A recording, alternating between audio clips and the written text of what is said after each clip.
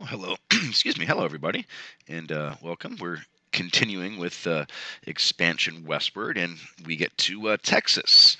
This time, as we might not consider it the West, but remember, as we're expanding westward, Texas at this point is pretty much as far west as we really have been established. Now, of course, people have been to California, but not very much is known about it. Texas is where the focus is for right now. And the story of Texas, about how it came to be a very, very populated state, as you probably know, and very powerful economically as well.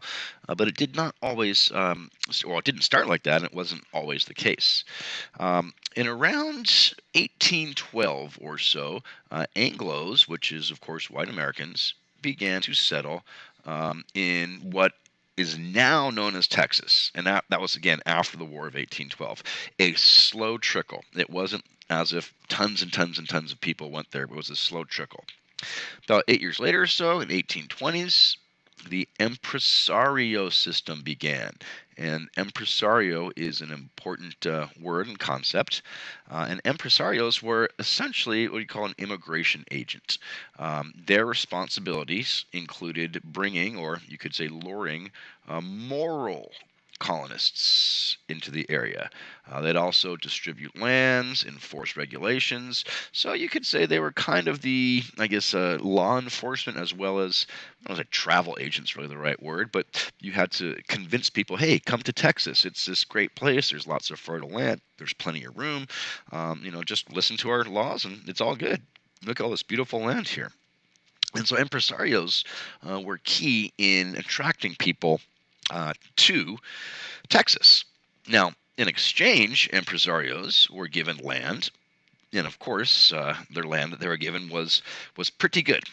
One of the very first impresarios was a guy named Moses Austin, and if that sounds familiar, it's because, well, the capital of Texas is called Austin, Texas.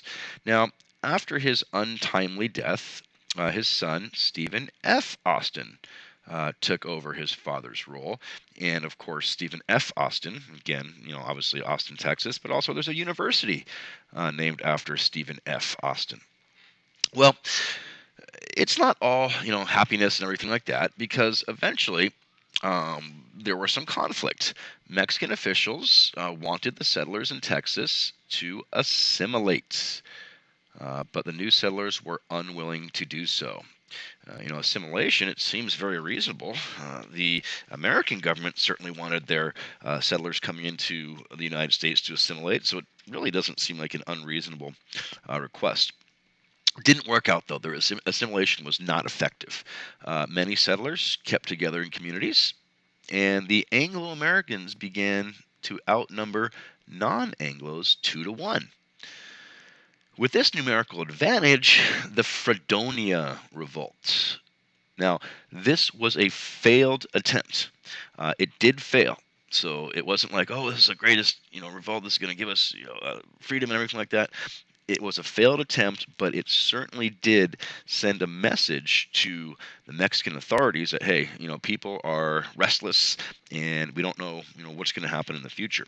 And if you see later on, now it's been a while, about 23 years or so since 1812, but by 1835, the Anglos outnumbered non-Anglos 7 to 1, and that is a massive, massive numerical advantage.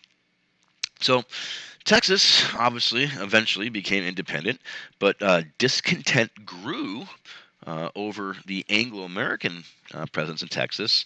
And the president, and the reason why I have president in quotes is because General Santa Anna at one time was president, then he wasn't, then he was again, then he was military leader. So that's why president is in quotes. But General Santa Anna marched his army to attack Texas. And this is something where you might be a little bit familiar with because maybe you've heard of Sam Houston, who, by the way, there's a city named after Sam Houston, Houston, Texas. There's also a college called Sam Houston State. But Sam Houston and Davy Crockett helped lead Texas to an easy victory. I mean, it was a very easy victory. Now, there were a couple of defeats. You've probably heard of the Alamo in San Antonio, but for the most part, it was a very easy victory for Texas. And after Texas defeated the Mexican government, they declared themselves the Lone Star Republic and elected Sam Houston as president. And they were actually an independent country for several years. And that's why they're known as the Lone Star State. Well, there was also other migration westward. It wasn't only with Texas, and there were a lot of reasons for people to move to the West. The first one was religious freedom. You could practice your religion the way you wanted to. The second reason, which, yes, it is ironic that you move for religious freedom, but then you try to convert others to your religion, it kind of seems a little bit hypocritical, but that was a motivation for people, certainly, to convert others to Christianity, but also looking for fertile farmland. You started to have missions pop up all throughout the West. And missions were important because they provided and attempted to do, several things. Convert the natives, start schools and colleges, medical services, explore for railroads. They're actually fairly helpful at this time.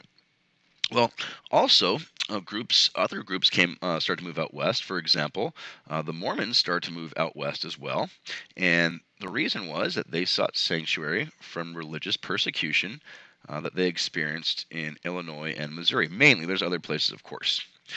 Brigham Young, who there is also a university named after. The main one is in Utah, obviously, but Brigham Young led the Mormons to what is modern day Utah, and the Mormons in Utah attempted to create, oh, there's a biology word, a homogeneous society. Homogeneous, of course, meaning the same. There is a discouragement of what they call Gentiles or non Mormons from settling in Utah. Uh, at the time instituted polygamy. And one of the things that's really misunderstood, this is not really a practice of modern day Mormons. There are, of course, some sects of Mormonism that do practice that still, but for the most part, it's really not something that's a part of the religion any longer. And also carried out the very infamous Mountain Meadow Massacre, which is an interesting thing to look up if you have time, and it's actually been covered in a few Western TV shows or movies. They sort of institute that sometimes. So that is it for today. Thank you for watching.